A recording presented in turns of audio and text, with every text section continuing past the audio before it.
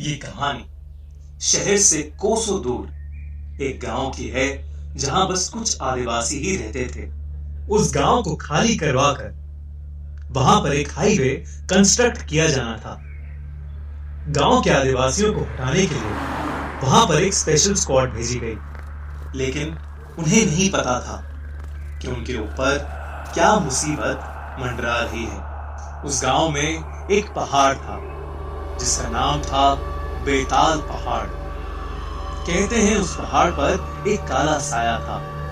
उस स्क्वाड ने उस पहाड़ के अंदर घुसने की बहुत कोशिश की, लेकिन उन आदिवासियों ने उन्हें रोक दिया। उनका मानना था कि बेताल पहाड़ श्रापित है और अगर उस पहाड़ का रास्ता खुल गया तो कयामत आ जाएगी और वो सब लोग मारे जाएंगे। जब हालात बेकाबू होते दिखे तो वहां पर एक बास स्क्वाड यानी उनकी टीम के सबसे जाबाज ऑफिसर सिरोही और उसकी टीम को बुलाया गया। सिरोही उस गांव को जल्दी से खाली कराने के लिए पूरी तरह से प्रिपेयर्ड होकर आया था। एक रात सिरोही अपनी टीम को लेकर उस पहाड़ की तरफ निकल गया और उसने पहाड़ के अंदर जाने वाली गुफा का दरवाजा तोड़ दिया।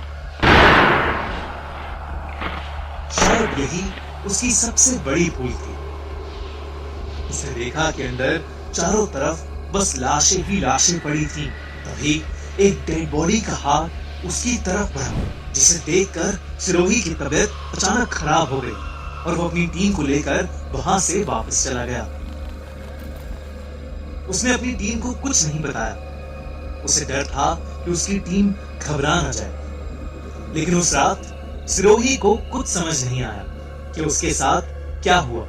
अगले दिन उसके पास एक आदिवासी भागती भागती आई, जो उसके पास आते ही रोने लगी। वो बार बार बोल रही थी, उसकी फौज आ रही है, वो सबको मार देगी।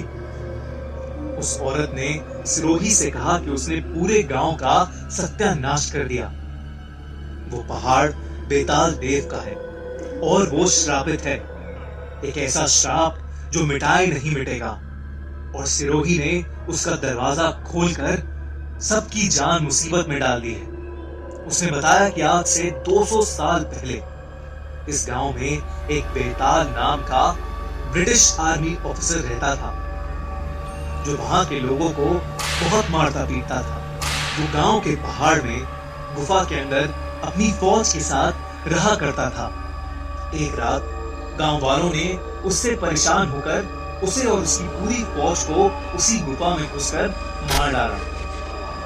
लेकिन उस गांव में एक औरत थी जो काला जादू जानती थी, जिसने बेताल पर काला जादू करके उसमें उसके सभी सोल्जर्स ने जान भर दी। वो सब जिंदा तो थे, लेकिन बस एक जिंदा लाश बनकर रह गए थे। क्योंकि बेताल पूरी तरह से ठीक नहीं हो पाया, तो उसने उस औरत की ही जान ले ली। जब गांव वालों को इस बात का पता चला तो उन्होंने एक तांत्रिक की मदद से बेताल और उसके सोल्जर्स को उस गुफा में कैद कर लिया। उस तांत्रिक ने उन सब गांव वालों से कहा कि बेताल अब एक देवता बन चुका है, जिसे कभी मारा नहीं जा सकता। वो एक दिन वापस जरूर आएगा। उस तांत्रिक के कहने पर उन गांव वालों ने उसकी एक मूर्ति बनवाई और उसकी पूजा करने लगे। वो उसकी मूर्ति को खून पिलाने लगे, जिससे बेताल देव उस गुफा के अंदर हमेशा हमेशा के लिए बस जाए और कभी बाहर ना आए। उन्होंने उस गुफा के बाहर एक बड़ा सा दरवाजा लगाया, जिसे उन्होंने आज तक नहीं खोला था। सिरोही ये सब सुनकर बेहद घबरा गया। उसे समझ आ गया कि पिछली रात उसके साथ क्या हुआ था और उसने वो दरवाजा खोलकर कितनी बड़ी भूल कर दी है। सिरोही ने फैसला किया कि वो खुद उस गुफा में जाकर बेताल देव से लड़ेगा और उसे खत्म करेगा। सिरोही और उसकी टीम पूरी तैयारी के साथ रात में गुफा की तरफ निकल पड़े। जब सिरोही उस गुफा के अंदर घुसा तो उसे कुछ दिखाई नहीं दिया, लेकिन वहां एक अजीब सी बू थी। जैसे जैसे सिरोही आगे बढ़ा, उसे एक रोशनी दिखी। वो उस रोशनी की तरफ जाने लगा। वहां उसे बेताल देव की एक बड़ी सी मूर्ति दिखी।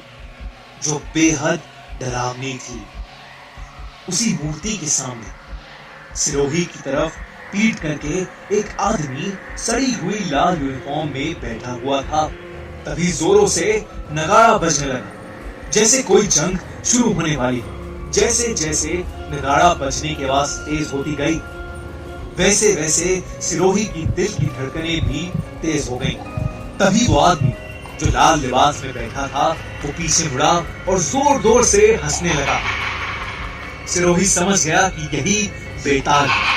बेताल ने अपना हाथ ऊपर किया और हमला करने का इशारा किया। सिरोही ने पीछे मुड़कर देखा तो बेताल की मरी हुई फौज के सैकड़ों सोल्जर्स उसकी और उसकी टीम की तरफ आ रहे थे।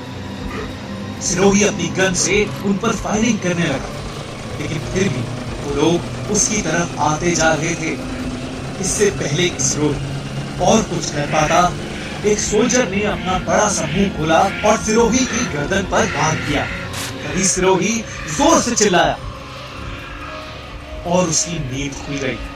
वो जो भी देख रहा था और महसूस कर रहा था वो सब सिर्फ एक सपना था। सिरोही डर के मारे कांप रहा था और बुरी तरह से हाँफ रहा था, क्योंकि आज सच में वो बेताल देव से लड़ने जाने वाला था।